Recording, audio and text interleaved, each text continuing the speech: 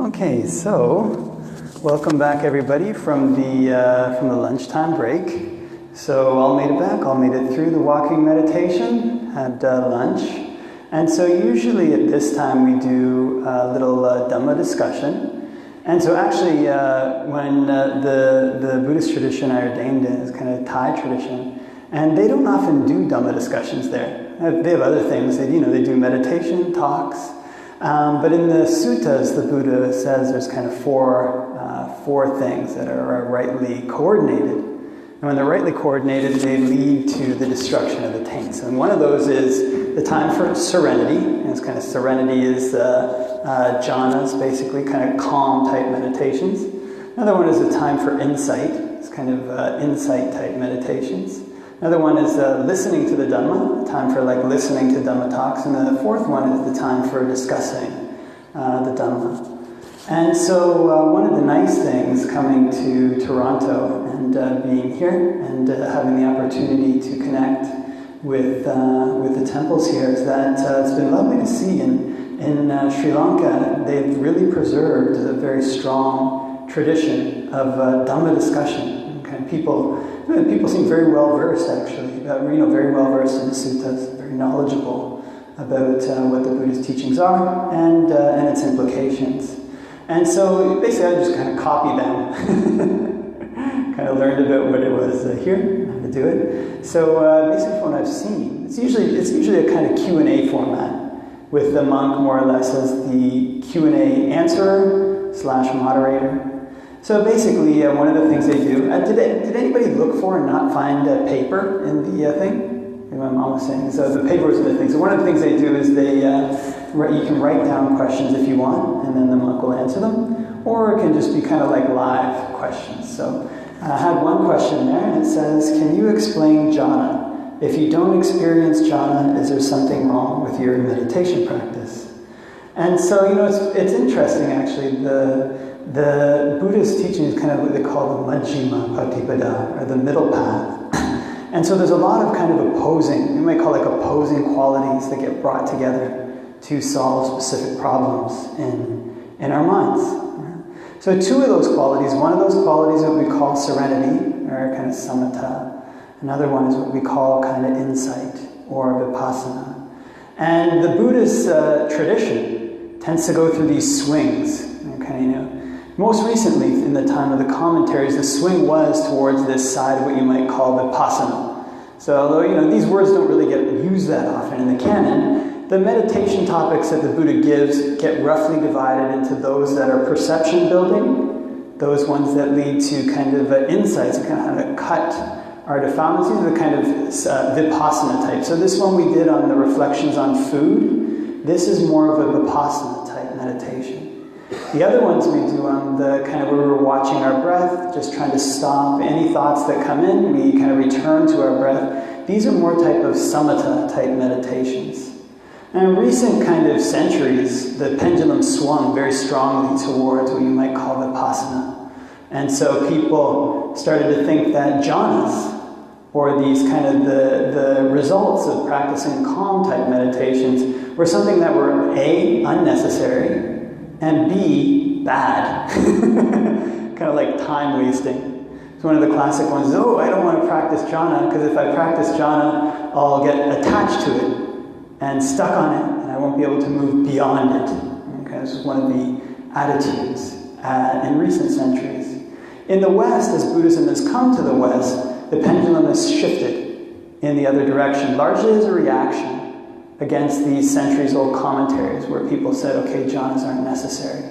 And so when you read the teachings, especially of Western teachers, the emphasis is very, very strongly on the development and achievement of jhanas. So previously the path that got laid out in the commentaries was, okay, skip the jhanas. If they start to arise, cut them. They're dangerous, And then return to those various kind of permutations, you might call it. Some people, contemplate anicca, dukkha, anatta, doing X, doing Y, doing Z, contemplate it in your breath, contemplate it in your body, contemplate it in your thoughts. And there's various things that people over the centuries have recommended That's kind of what you might call Vipassana meditations. And there's kind of endless variety of these things you can do, basically. And then, on the other hand, nowadays, the Buddhist path gets presented like, first you have to have jhanas. You must have those before you go to develop anything related to insight. If you don't, in these kind of perception-based meditations, like the one we did on food, if you don't have jhanas, they'll be ineffective, or not as effective, or not necessarily effective. And basically, jhanas are the point of meditation practice. In fact, this word, the word for meditation in the canon is jayati. And jaya, is my understanding, one of the roots of that is basically to burn. And so because jhana is actually probably somehow in language related to jaya, kind of the roots probably somewhat similar. Nowadays, instead of meditate bhikkhus, it gets translated as go do jhana bhikkhus. So in other words, the pendulum is swung the other way. Nowadays, meditation is jhana in some circles. It's kind of seen as totally necessary. You have to do that. And people start to judge their meditation practice and others' meditation practice on the basis of this. How deep are their jhanas? How quickly can they get them? How long can they stay in them? Because there are different types of people in the world, kind of different characteristics. So one of the things that the Buddha described when you look in the canon, what he describes is there's some people who develop serenity, followed by insight. There's some people who develop insight, followed by serenity. There's some people who develop them step by step. So a little bit of serenity, a little bit of insight. And there's some people whose minds are all confused and shaky and they don't know what they're doing, and all of a sudden there's an opening for them. In the typical way, the canon lays this out in very straightforward language that's very accurate, but also has a lot more to it than meets the eye. So one of the things with our meditation practice, yes, jhanas are very good to develop. Yes, insight is very good to develop. But there's a purpose to our meditation practice. There's an aim to it by which we ourselves can judge our meditation practice. Not necessarily that it will be all that easy for other people to judge. But that purpose is this. Our purpose in meditating is to, one of them, the path, the Buddha's Eightfold Path, is to eliminate unwholesome qualities and to develop wholesome ones. It's just that simple almost, almost that simple. There's more to it than that. But when we're advancing in our meditation practice, our unwholesome qualities are declining and our wholesome qualities are increasing. Now, because people have all these various characteristics, we all, in this room, in this country, in this world, have different balances of wholesome and unwholesome qualities. So the development of samatha, this ability to enter jhana, is based on kind of the ability to make the mind calm. It's more of what you might call an intuitive kind of ability. So we learn to keep putting aside whatever thoughts that arise, any types of analysis that arise. It's minimal. Sometimes it's just limited to, is this good for deepening my concentration or bad? It's limited to that. And some people in some cultures, they're like this. They tend more towards this type of way of experiencing the world. So probably all of us, have various characteristics. The people who have this kind of characteristic are the people who are more what you might call intuitive. So when they are in a situation, they don't break it up into various parts and be like, okay, what's part A, part B, part C? What's the principle behind this? Because this principle, I'm going to act in this way. Instead, they might take the smaller picture, the smaller elements in that situation, and just develop a kind of gut feeling about which way to proceed. This is actually a very good way to solve some problems, especially the problems. Actually, there was a kind of book I was reading. It was talking about this kind of, the way that they can model things in science. And basically, once there's more than 4 or 5 variables, it becomes way too complicated to mathematically model certain things. It's just the universe is very complicated. The interesting thing about this is when you have all these, this is usually when things are on the small scale. Okay, I'm in this situation, X is here, Y is here, Z is here, W is here. How do I react right away in this given situation? This is a kind of good time that people can use this kind of intuitive faculty. So there's people who are good at that. And people with this intuitive faculty tend to, basically be able to adjust themselves to the changing circumstances of the world quite well. You're going to meet people like that. People who are in the other direction, who have more what you might call this panya personality, their thinking process maybe tends to go more towards first principles. So in other words, what's the principle behind this, and how does this situation fit into what I know about the world, into my worldview, into these principles? So it's very logical. So the benefit that these people have is that they're able to tough it out often when other people might give up. The reason is because they know what they're doing, they know why they're doing it, and they know what they want to achieve.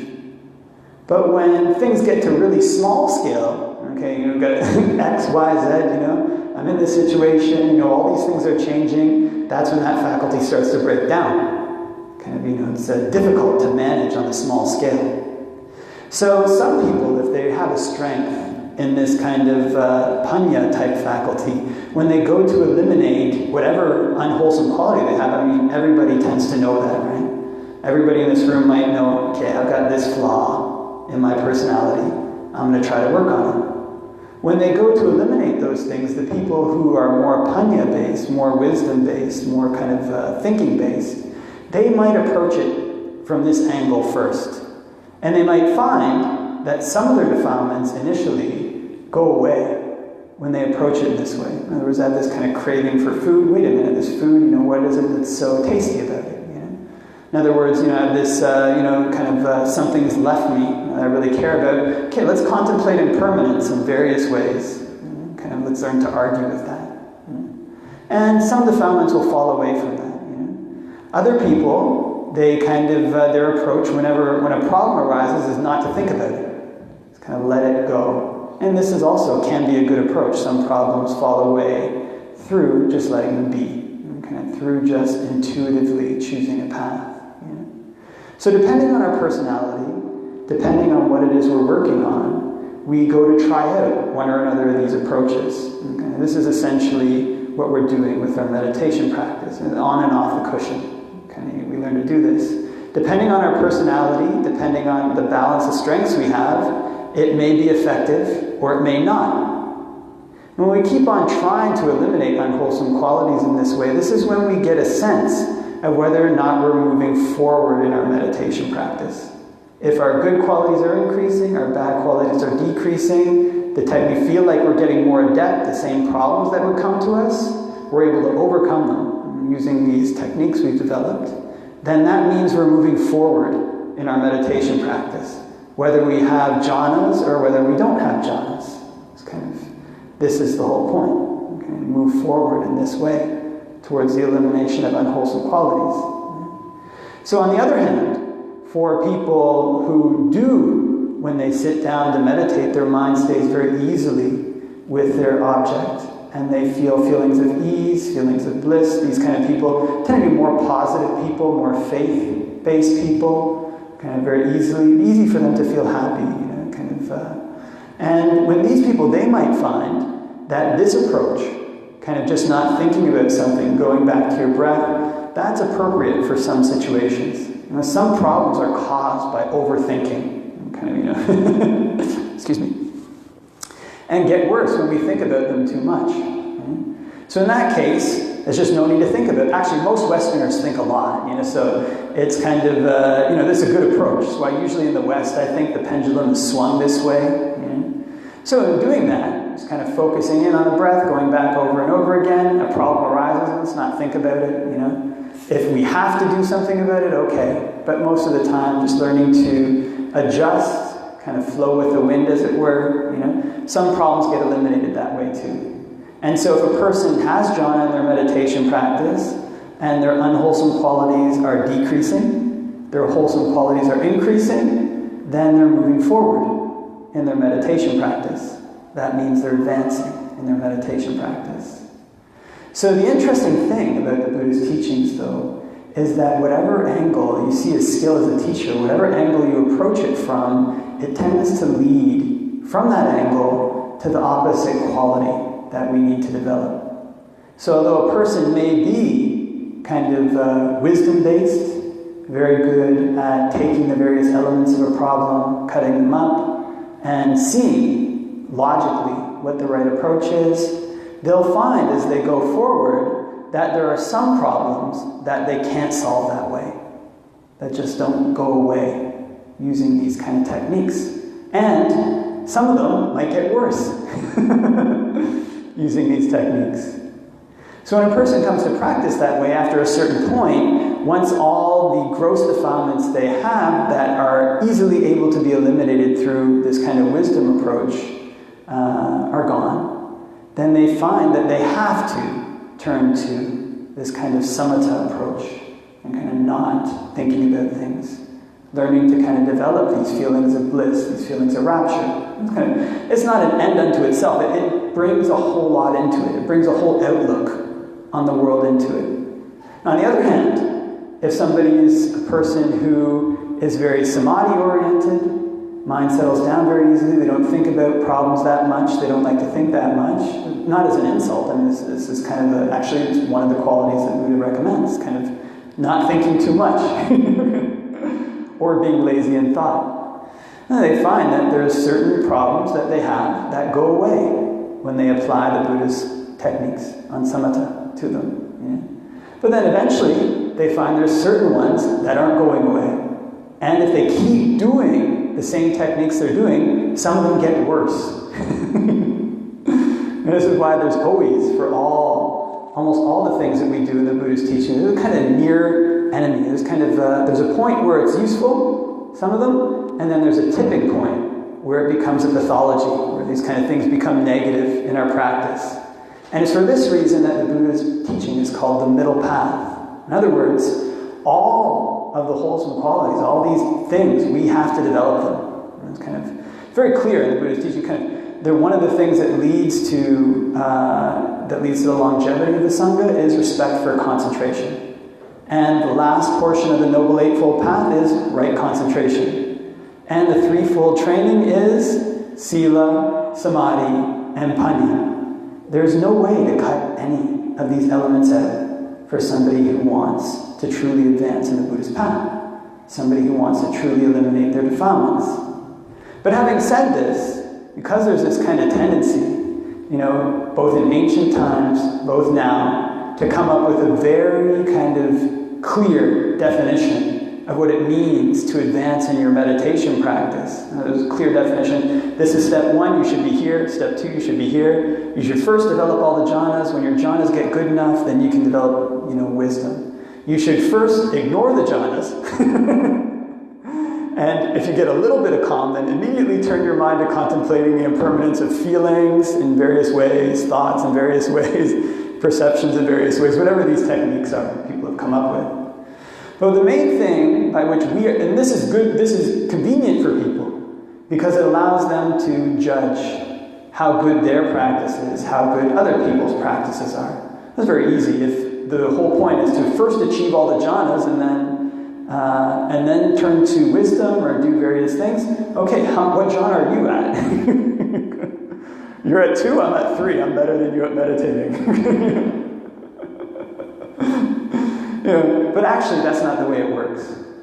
The Buddha's teaching is something that we have to know for ourselves. That's why if a person goes to teach meditation, goes to teach Buddhism, it's almost like a person, like if you stay with a really skilled teacher, it's not like they go up to you and are like, what jhana are you at? What stage of meditation are you at? One of the first things they do is observe your behavior. Kind of get you to clean toilets. see how nice you are to other people. They kind of test you in various ways. And in this way, they learn how good your meditation is. And learn where you're at in your practice through evaluating your balance of wholesome and unwholesome qualities. And then suggesting appropriate counters to that, either directly suggesting it or pushing your buttons more. And so you either stay or go. Either you find the solution to your problem, you learn to act appropriately, or you go. So in other words, this, how far we are in our meditation practice, is something we have to learn to judge for ourselves. Something we have to learn. Am I increasing in wholesome qualities? What are the wholesome qualities I want? What are the ones I want? What don't I have? And then evaluating, are these going up or down in me? What are the unwholesome qualities that I have? And then evaluating, are these going up or down? Increasing or decreasing? If we're doing samatha and they're increasing, then we're not advancing well. If we're doing vipassana and they're increasing, then we're not advancing well. If we're doing samatha and they're decreasing, we're advancing well. If we're doing vipassana and they're decreasing, we're advancing well. This is the gauge. So that's the kind of answer to that question. And is there any questions? I guess we'll open up the floor. I think sometimes can't it seem like you're doing vipassana and it's increasing, but you're just noticing it more? Yeah, it could. Like it may not be actually increasing, you're just noticing it, like before you didn't see it. Yeah, that can definitely be the case. There's kind of this kind of usual joke that when people come to meditate, they think their minds will be very peaceful. And then they sit down and they're like reliving all these problems that they had, and all these really bad thoughts are coming up, and it's kind of like, oh, am I getting worse here? You kind of know what's going on, But one of the ways to gauge is basically longer term, and kind of day-to-day life. Okay, say we're an angry person. Is that going up or down? Like, am I as reactive as I was before? If we're a fearful person, is the fear going up? Is the fear going down? If we're an anxious person, whatever it is, whatever our unwholesome quality is it going up or going down? Like longer term, not just when we meditate in the situations that used to trigger those things. Is it still happening or not? That's kind of a very simple way to gauge the effectiveness of what we're doing when we sit down. Questions? Yeah. How often should a person practice mettā? I know that many practice mettā when there's the defiled heart disease. Right? You have anger, fear, and these things. But if you don't have those states of mind present, should one practice mettā all the time? And what are the protective elements? Sorry, the last portion I didn't hear. Protect. Yeah, the protections. Oh, okay. Yeah, that's a good question. Yeah, so mettā, I think probably everybody knows what it is. It's this kind of spreading of loving, of goodwill to all beings. Basically, wishing that all beings be well. And basically, the Buddha gave almost 40 meditation topics in the commentaries. I've never counted them. There's a lot. Kind of many of them. And so one of the recommendations that really hit home, kind of one of the reasons, things I really liked about the Thai forest tradition, they emphasize everybody has different personality, and so the meditation topic that you choose and that you stay with is going to be different for everybody. And then people tend to have, over time, they'll develop a main topic, at least for whatever stage they're at. Tends to go like that when people have one or two that they just do most of the time. And then if bad thoughts, other defilements come in, then they have supplementary ones they use to counter those.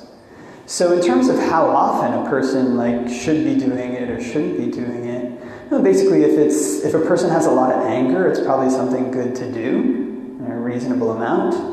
If a person tries that topic out and they feel a real affinity with it, then it might be a good one to just keep sticking with. And so in terms of what it protects, basically protects people from anger is the main thing. Okay? I think I told the story a bunch of times. I was at the monastery, a very kind of a monk I really respected in Thailand, and really trusted his meditation advice.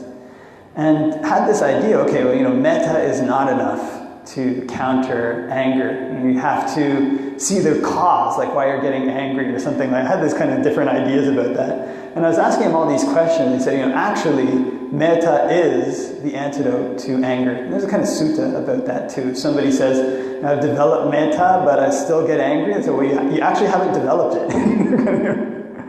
Don't say that. Don't misrepresent the Buddha, because mettā is the escape from anger. So in other words, this is one of the main benefits, that kind of we don't get angry.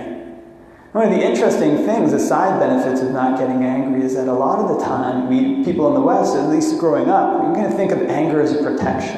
In other words, we're angry and people back off. They don't bother us as much as they would if we didn't get angry. Kind of they learn that we mean business. You know?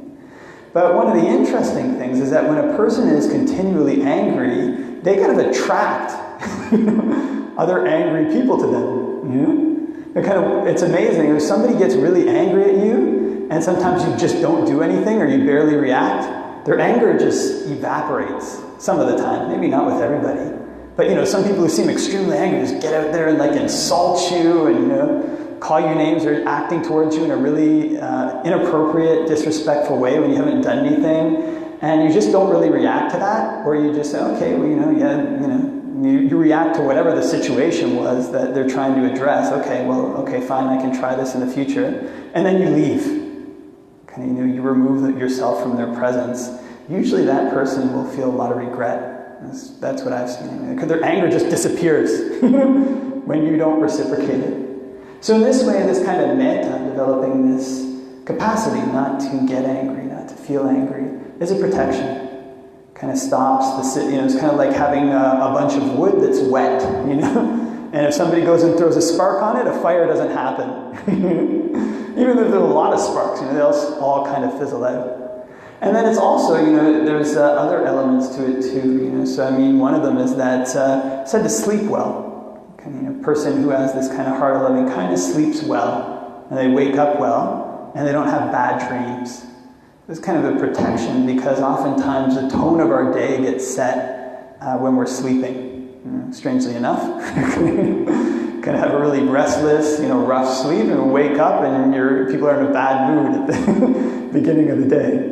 Have a nice restful sleep and person's in a good mood, which is a further protection. And then it's also, if a person develops it enough, this might be hard to believe, but it's said to be a protection from actually weapons. Weapons are not able to harm a person. So there's stories about that in the canon. There's also modern day stories about that, but they probably would not satisfy somebody looking for a concrete scientific explanation, kind of anecdotal. But that's one of them that's listed in the canon. And another one is that devas, kind of non-human beings, supposed to like you. Devas are very kind-hearted beings. Sometimes a person might walk into a place. The place is very special. It's kind of this very buoyant energy. Sometimes you just feel it after you stay there for a while. This might be because of the presence of devas. And devas kind of like people who practice mettā. They have that energy. So when you practice mettā, they protect you. It's said that a person for whom the devas feel sympathy always sees things go auspiciously. So, actually there's stories about that too. There's stories that people could tell, but it's not necessarily like a fireball down Main Street type story. But there are often these kind of interesting coincidences that happen in people's lives sometimes, things that could go wrong, things where a person set an intention to do a wholesome thing, and somebody comes along and tries their best to stop that person from doing that wholesome thing. And then out of the blue, for unexplained reasons, something happens to counter that. It's kind of seemingly out of nowhere. This is what this said, kind of the devas protect. They don't just kind of tend to show up. So take that or leave that, as scientific-minded as a person may be. But when a person comes to practice these wholesome qualities, they can gain faith in these things, because still, today, it still happens, these kind of things. So there's some of the kind of protections of mettā, although the main one is not getting angry. Yeah. Questions? Yeah. What's the ultimate objective of meditation? Sorry? What's the ultimate objective of meditation? The ultimate objective of meditation is the end of suffering, so kind of nibbana. So that's the whole point of meditating, really. Or, maybe not the whole point, but the end point. So when you think about it, we're talking about kind of samatha people, vipassana people. If you keep asking this question, why am I doing this? Or why do I want this? If you keep asking that and taking it back layer by layer by layer, why do I want this? Why do I want to meditate now? Why do I want to come to the temple? Why do I want this food? Why do I want this car? Why don't I want this? You keep stripping that back. Okay, like I want this food because I want to eat. Why do I want to eat? I want my body to be healthy. Why do I want my body to be healthy?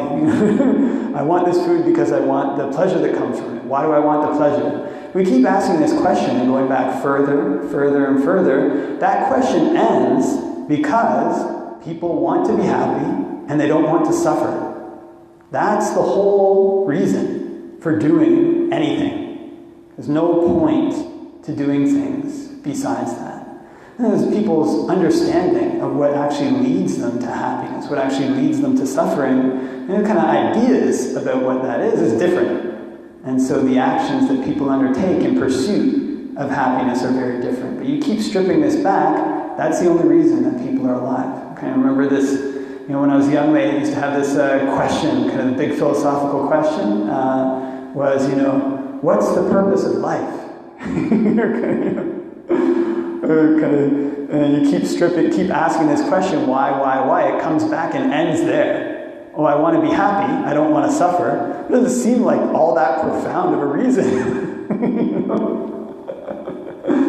And yet pursuing this, sincerely pursuing this, takes us through basically, almost every wholesome quality gets brought to bear on this.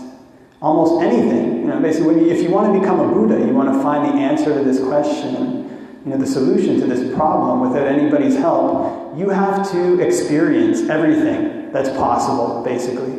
Not only experience it, you have to understand it. You can't. That's why it's said that a Buddha, there's nothing that a Buddha hasn't cognized. It's because they have to know everything in the world before they actually find the complete way out. Kind of part of their job. This means that there's nothing hidden. And the answer to this question, how do I find happiness? How do I eliminate suffering? This answer is the most profound thing possible. Kind of nibbana. It's the ending of suffering. All religious objectives get balled into this. It's kind of the end. So although it seems like a simple question, and why are we here meditating? What's the end objective? That end objective, it takes us through the whole Buddhist path. Find a kind of permanent happiness, a permanent end to suffering. That's kind of the whole reason that people are alive. It's the whole reason they're doing things. Because of this desire. Yeah.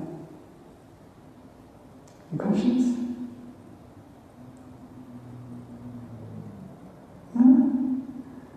Okay, going once. You got a question, Justin? It was more, I was remembering a story that I heard you say about when you were in Thailand and the elephant, when you were up in the kuti in the tree there. Oh, yeah. When anxiety came up, how were you able to overcome that and decide how you're going to deal with the situation? Oh yeah, so this was a kind of fun story. I kind of been deliberately avoiding telling it, but no, it's okay. So when I was in Thailand, all the monks there are really tough. Kind of this toughness gets emphasized. And one of the things about monks living in the forest is they encounter wild animals, And so encountering wild animals, you are not supposed to be afraid of them. You're supposed to basically use the Dhamma to counter them. Kind of the Dhamma practice is seen to have a power over the minds of various animals. And so you have all these stories of monks living in the deep jungle in Thailand. If you ever go to the jungle, by the way, it's not like the forest here. Like everything there is trying to eat you. I remember seeing these ants in the jungles in Thailand, and basically anything. If something fell on the floor, you didn't even see any ants. All of a sudden there was a swarm of ants that came out and dismantled whatever it was, and carried it away. And it could be something really big. I don't think it would last that long there. There's just so many ants. And that's to say nothing of the bigger things that eat other things. So the monks who went to the forest there developed this kind of attitude of kind of bravery. So there's kind of all these stories of these Kruba Ajahns. Okay, if you meet an animal then you have to face it down. Kind of don't run away. They don't say that to you, but those are what all the stories are about.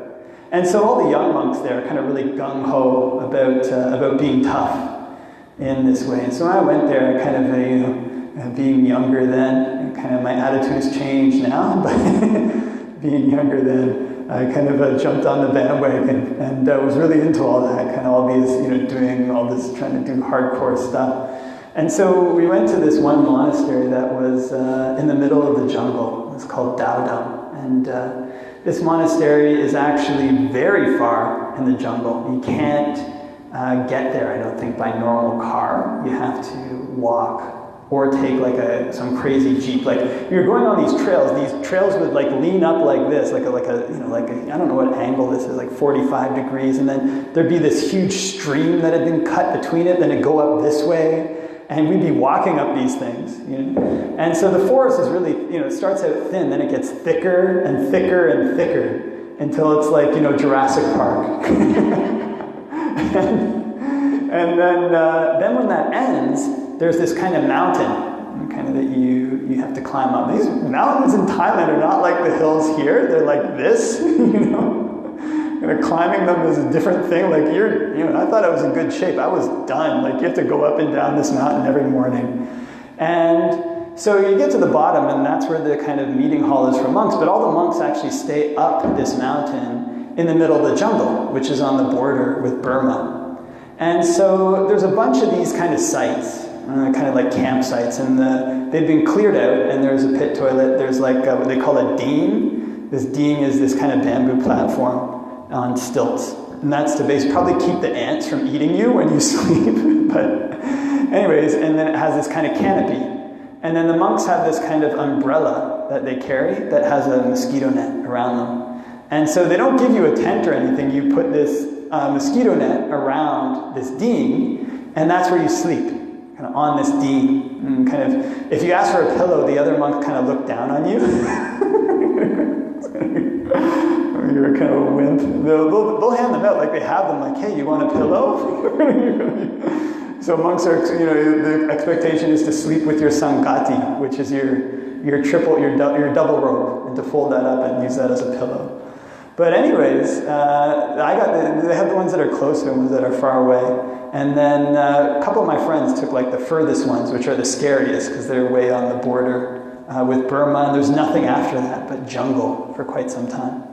And so I got this one that when I got there was this big footprint of an elephant kind of there. And it kind of reminded me of like Jurassic Park, where they have the footprint of the T-Rex, and kind of the T-Rex is coming and the water in it is shaking. And I looked at this elephant, it was big and there was water in it. And I was like, well, I don't know, kind of big elephant footprint right here. But you figure, okay, these are wild animals, and so they're going to be pretty afraid of people. And anyways, they came to this night. Things are going along normally, and this one night kind of was I think, I can't remember, about to fall asleep or sleeping or something like that. And then this kind of thunder started, very loud, kind of loud thunder. And then I realized this thunder was kind of getting closer. And then I realized it wasn't thunder, it was actually an elephant. So they kind of, in the West we think of elephants like they're really friendly. Like I was actually walking downtown, they got this movie called Dumbo or something. When I was young, they had Dumbo. You grow up on these movies where the elephants are really friendly, they make friends with people, they're like, you're feeding them, they're feeding you, you're riding on their backs. But in Thailand, some of these places you say elephant, and people are like, oh, okay, elephant. But like they're almost as afraid of them as tigers. Okay? They're a dangerous animal and unpredictable, and know that they're really, really big. I don't even think they're afraid of tigers. They're the biggest thing in the jungle. And so what they tend to do is there's these bamboo forests, like really tight bamboo trees. That's what the forests are like there. They're these bamboo trees. And these elephants, rather than like going along a path, they just walk through the bamboo or run through it, and they break it. And when they do that, it sounds like thunder. It's that loud. It's just crash, crash, crash. This incredible noise, So I was up by the kind of pit toilet, and I heard this noise, and I ran back to my dean, and I thought, okay, elephants are afraid of people. I'm going to start chanting, and there's these various protective suttas that you can chant as a monk. So I'll start chanting them. So I put on my headlight and I started chanting. And then it's just crash, crash, crash, crash, crash. This thing starts getting louder. And then I hear crash, crash, crash, crash, crash, crash, crash, crash, crash, getting closer, closer, closer. And then it goes away. So I felt quite happy. And then I heard crash, crash, crash, crash again, coming from the same direction. Not the one that went away, this other direction. It's incredibly loud. You won't believe it. And so I just keep hearing crash, crash. And then I realized, wait a minute. These crashes sound like they're on the other side of the stream. So maybe from like here to the wall, my tent platform was here, and the wall is like the stream. And I realized that this elephant was breaking bamboo on the other side of this stream, and kind of making this huge noise. So I was thinking, well, I don't know, I guess I better keep chanting. So I kept chanting, and this crashing kept getting louder. It kept getting worse. And then there was this book that I happened to read at the monastery I was staying at before going to Thailand. And it was this book of all these Thai folk tales. And one of the Thai folk tales was about the monasteries in previous times used to serve as like repositories of knowledge. Kind of the monks, especially in the villages, would have like a lot of different, sometimes medical knowledge, sometimes very lore, you might call it, about various things. And so there's a story about this one monk who went to this monastery where these old knowledges were dying out. And the abbot there wanted to teach him, some of his knowledges. And he said, I don't want to learn. He said, well, I got to pass this on to somebody. And so what this abbot knew about was elephant lore. And so the story was about how this abbot was teaching him, look, if you ever get charged by an elephant ever attacks you, don't spread mettā to the elephant. Spread mettā to the deva that guards the elephant. So apparently all these elephants have kind of like a guardian angel living with them. And so I was spreading mettā to this elephant, and kind of these things were loud, getting louder and louder and louder. And I remember then the story came into mind. I thought, well, what do I have to lose?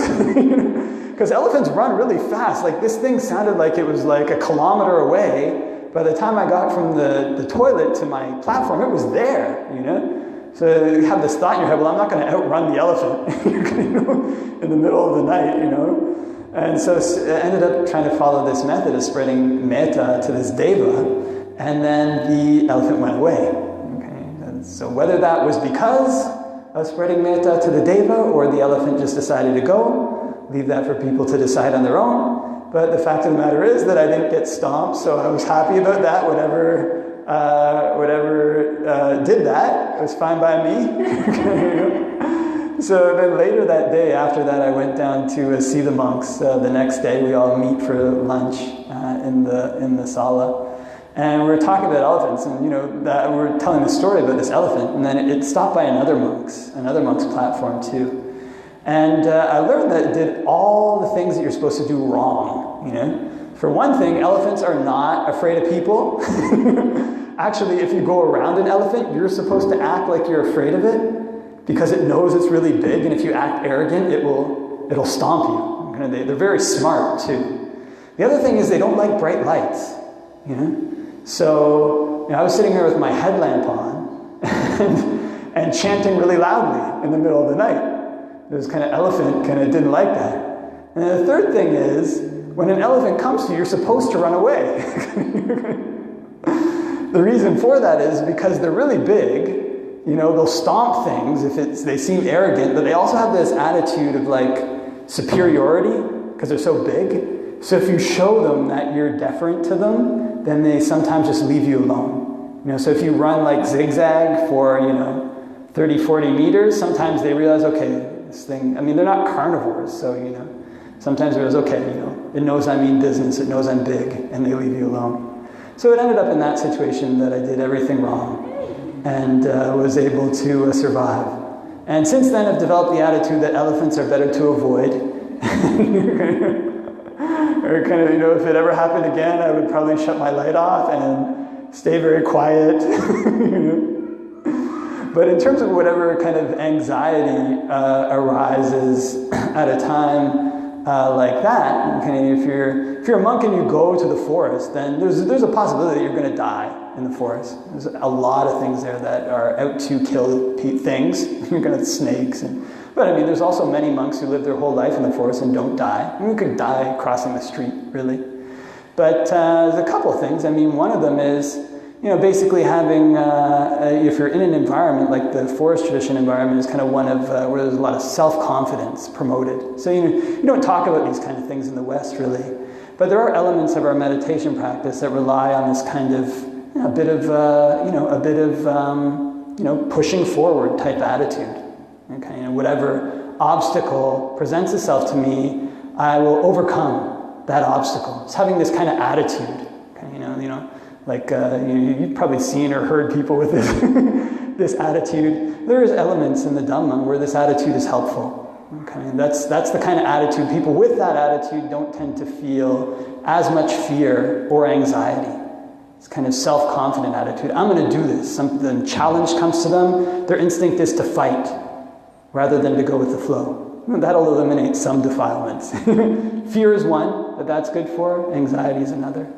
So if you're in an environment with all the monks are like that, and you don't want to seem like a wimp, then you kind of end up taking on some of those qualities. Another one is that, strangely enough, when a person's like in a situation where they're very close to death, then been in those situations, and at that time a person doesn't tend to feel that scared. It's kind of very strange phenomena that happens. There's this kind of feeling of like like resignation. There's nothing you can do. So if a person's been in near-death experiences, the few moments before they feel they're about to die, at least if a person has had those experiences, it doesn't tend to be that much fear. It's kind of just, well, what can I do now? Well, the time has come. Time for me to make the preparations that I can. It's a nice thing about having the Dhamma. You kind of have ideas about what's wholesome to direct your mind to at that time. And then, of course, that's also a support for fear. If a person has been practicing Buddhism, then when they're about to die, they kind of direct their minds to going to a good place at the time of their death. And then death doesn't have to hold as much fear for them. You get really afraid if you feel like you've done a lot of bad things and are going to go to hell. But if you feel like you've done a lot of good things and you have good prospects, it's like graduating from high school. You spent high school kind of goofing off and, you're addicted to drugs. Okay, now your graduation doesn't seem like that great of a thing. You spent your whole time working really hard, getting good grades. Your graduations, you feel like it's going to lead you to university and then on to better things. Your life is getting brighter. So those are a few ways for kind of overcoming anxiety. But the one that they always emphasize in the forest tradition is basically this kind of bravado. I don't know what other word to use for it.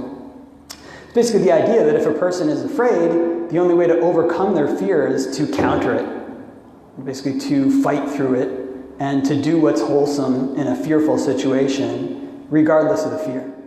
And that's how a person, eventually it's like all these emotions, when we keep doing something wholesome in the face of something we want to do that's unwholesome, eventually if we keep doing that, that emotion barely registers for us. It doesn't seem like something that even impacts our awareness much.